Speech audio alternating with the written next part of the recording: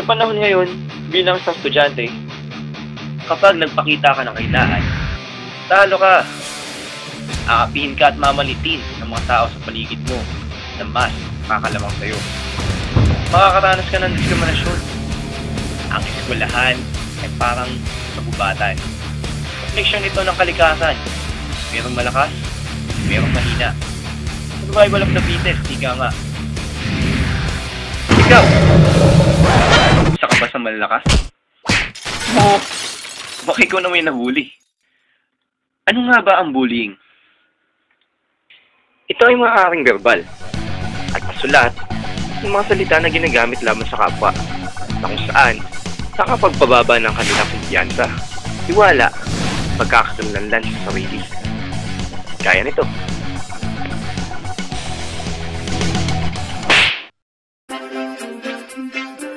Maaari ding matawag na pambubuli ang pagkuha ng gamit ng iba ng sapilitan.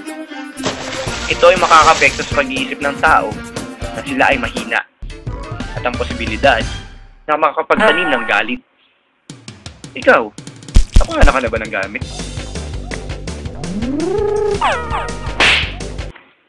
Isang paraan din ng pambubuli ay paggamit ng teknolohiya sa pamamagitan ng paggamit ng mga social networking site tulad ng Facebook at Twitter. Isa sa malalang pambubuli ay ang panakit ng pisikal. Ito ay maaaring mag-iwan ng takot at makaapekto sa pamumuhay ng tao. At kung ibabase natin sa sabi ng kumpare ko sa Sigmund Freud, man is a pleasure-seeking animal. Kahit ako, ayoko nasasaktan.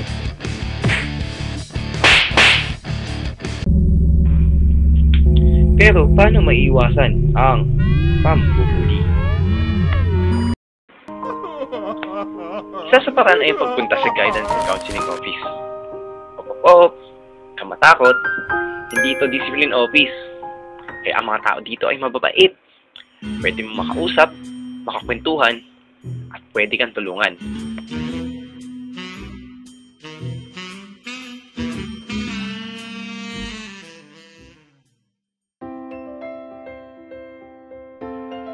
Oh, nakita mo? Ayos na lahat.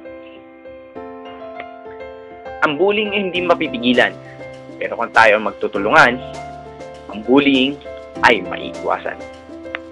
Bullying! Not in our school!